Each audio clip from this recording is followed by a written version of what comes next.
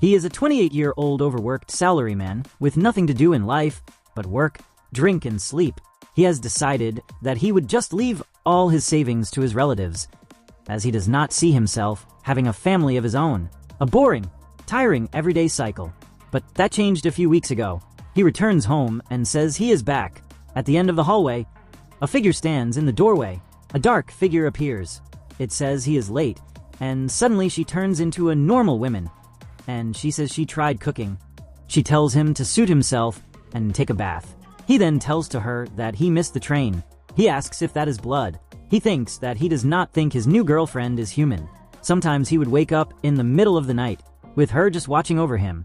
He lies awake, staring at her in the darkness as she silently watches him. He asks her if she is hungry. She continues watching him silently. He thinks maybe she does not sleep.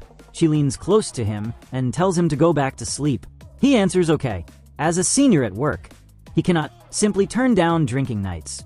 He sits with colleagues, holding a glass. During the gathering, he looks tired and slightly uneasy and says he is back. She looks displeased and says he reeks. She narrows her eyes in irritation and says it is of alcohol, and she gets angry and says other women. He looks nervous and says it is just his coworker and tells her not to worry. The worker in the convenience store looks curious and asks if he is a breeder since he always buys those stags, and he looks awkward and says he breeds them. She cooks calmly and says his girlfriend cooks often but barely eats her own meals, and she looks slightly confused and says what? He leans close looking gentle and says he got her something, and she looks focused and slightly dismissive and tells him to save it because she is preparing dinner. He looks thoughtful and says it is not his preference of snacks, but he respects it, while she keeps eating with quiet crunching sounds. She suddenly moves in the dark, looking intense and aggressive as the cupboards clatter loudly. She looks slightly concerned and asks if she woke him up, and he looks sleepy and reassures her not to worry.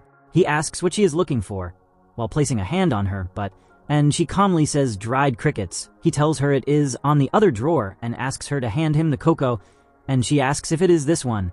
She leans on him, gently looking content, while holding the choco milk, and he looks soft and fond, and explains that she does not actually drink it, but just holds it while they watch TV shows.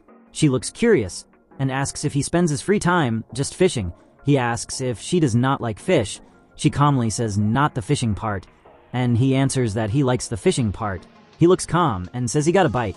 She looks serious and tells him not to stand too close to the water, and he answers that he knows and will not. She looks unimpressed and says it is small, while he says he caught an average-sized one, and explains that she ate all his baits before he could catch a big one. In the time back, he stands alone on the bridge looking down, and says this is the third time he came to this bridge. He looks frustrated and says he does not have the courage to do it. Then he suddenly slips. He falls into the water with a splash.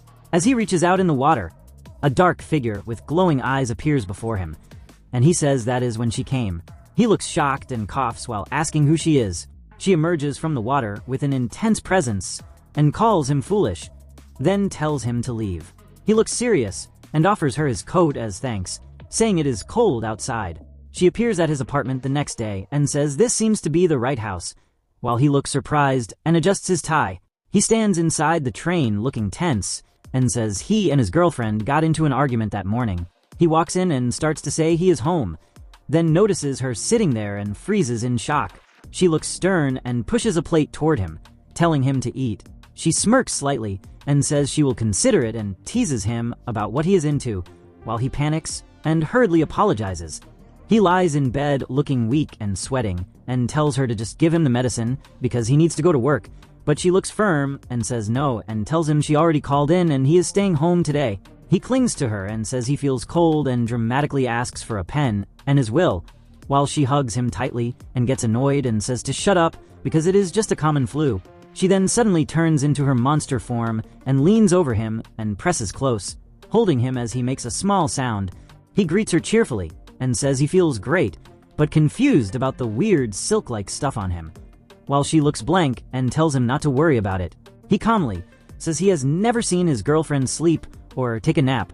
As winter arrives, she suddenly drops forward onto the table and falls asleep without warning, shocking him. She remains asleep on the table without moving, while he watches her quietly in surprise. He gently places something over her shoulders and looks at her softly, then says he guesses she needs sleep as well. They walk together on the first day of snowfall, eating sweet potatoes. He casually says there's nothing like sweet potatoes on the first day of snow, while she looks slightly annoyed and says he brought her out just for yams when she could make them at home. Suddenly, a small girl bumps into the woman, and her potato fell down. The little girl looks up nervously and says she's sorry, her voice shaking in fear. They continue walking in the snow, while that kid in the back happily waves bye to them. Since his wife gave her potato to the kid, he then casually asks he hasn't bitten that part and suggests they swap. He suddenly looks serious and asks if she's still thinking about that kid. She looks confused and asks what he means. Then he quietly clarifies that he's talking about that kid. He looks down and asks if she has ever thought about having one of their own one day. While saying it, he touches her cheeks. She suddenly breaks down crying and says she doesn't think they should, her voice trembling as she says he knows why, while he gently holds her face and asks what's wrong. She looks at him in pain and tells him to look at her, saying she's different, then calls herself a monster. Her eyes change into something inhuman, and she asks through tears if he wants their kids to be like her, her expression filled with fear and self-loathing. He then wipes the tear on her face by saying he wants their kid to be kind like her. He immediately pulls her into a tight embrace and, looking emotional, tells her he loves her for who she is and that she is not a monster. They continue holding each other tightly. She quietly thanks him while he gently asks her not to refer to herself like that, their embrace warm and reassuring.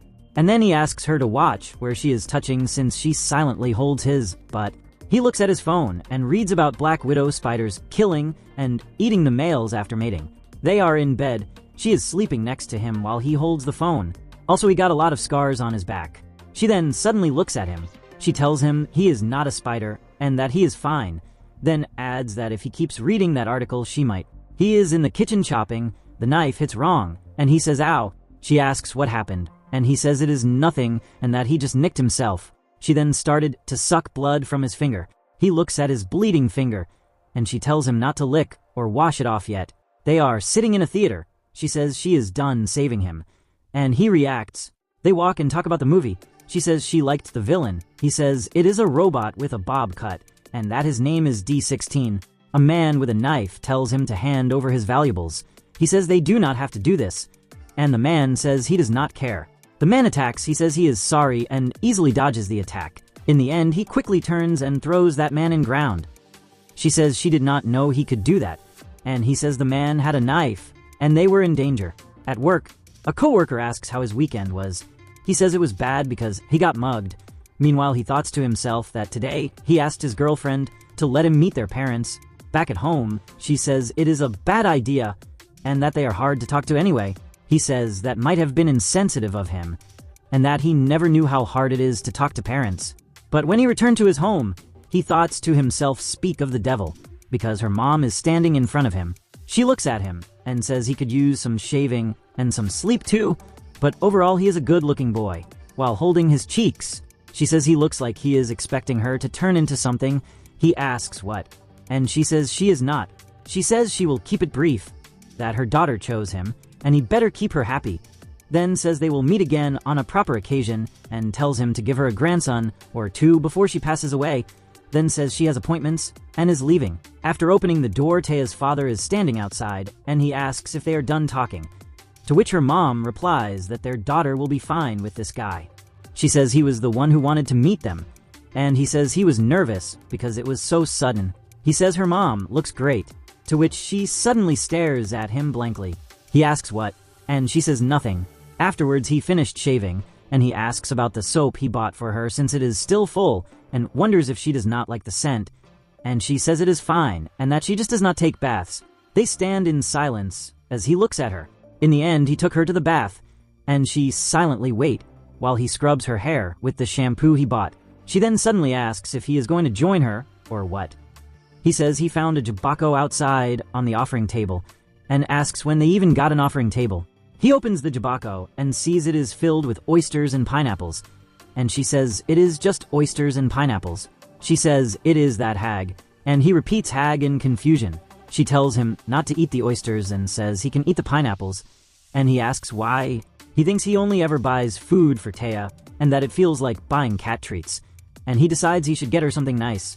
He walks outside, and thinks maybe he will check out the shops around. At the flower shop, she greets him with surprise, and asks if he is there to buy flowers for someone, and he says yeah. She asks how he has been and says it has been months, and that she started working here. And he cuts her off and says, just the bouquet please. She says she just wants to ask if he would like to get some coffee sometime, like old times. He starts to say he is busy, then stops himself, and says no, he does not think he wants to. He arrives home, says he is home, and tells her he got her some flowers. She thanks him, and asks what the occasion is, while eating one of the flowers in her mouth. Afterwards in the night, that flower shop girl is sleeping in her bedroom, and something creaks behind her. It was his wife, and she is in her monster form, and says her scent is pungent and easy to find. Hearing it, that woman got shocked, and she wakes up in shock and asks who are you and what they want. And then she tells her to stay off her man. Confused and frightened, she started to tell a lot of names, and finally, that flower shop girl says her husband's name, and then she says she sees now that the scent was that of a harlot. The dark figure crosses its arms and tells her to explain what she did to Haru, warning her to mind her words, because it can see through lies. Afterwards, she recalls how he said he found out she had another guy and was falsely accused of abuse, that even his coworkers heard about it and it ruined his reputation, to which she responds that it was horrible, while eating an insect. Back in the present, she trembles and says she doesn't know anything and never did anything, but then his wife cuts her off and says that's enough, and tells her to give her ring finger. A sharp claw pierces her ring finger, and she screams in pain as the she says she has injected its blood through her finger, warning that if she cheats or does vile things to her partner from this day forward. And she goes on by saying the blood will clot her heart, and she will die, then says the choice is hers. Either cut the finger herself or change as a person.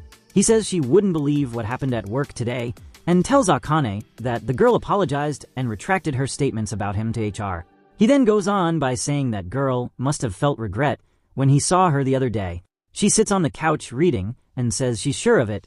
Later, she tells him to let her do his hair, and when he asks why, she says it's because she wants to, telling him to get on his knees. She sits behind him on the couch and puts his head in between her thighs and begins running her fingers through his hair, adjusting it carefully.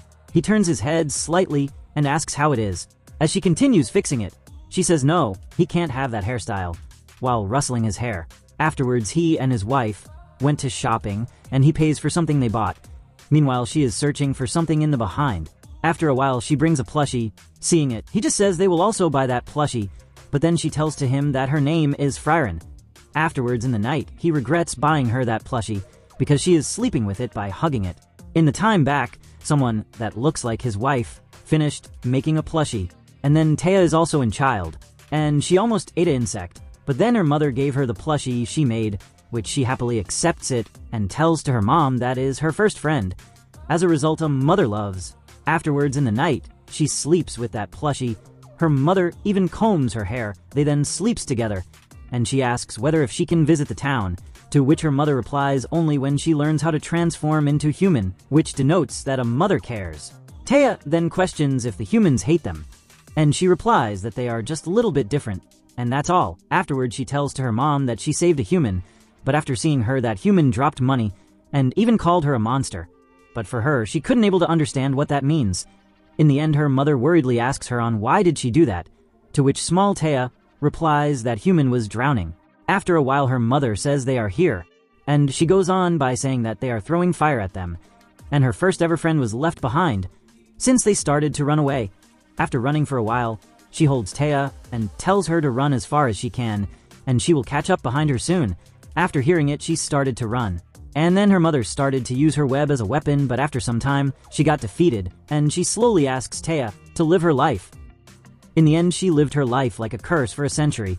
In the end, she gets knocked down out of exhaustion. Afterwards, when she opened her eyes, there was a guy sitting in front of her, and his first word to her is, if she ever got tired of killing, to which Taya asks if he is not afraid of her.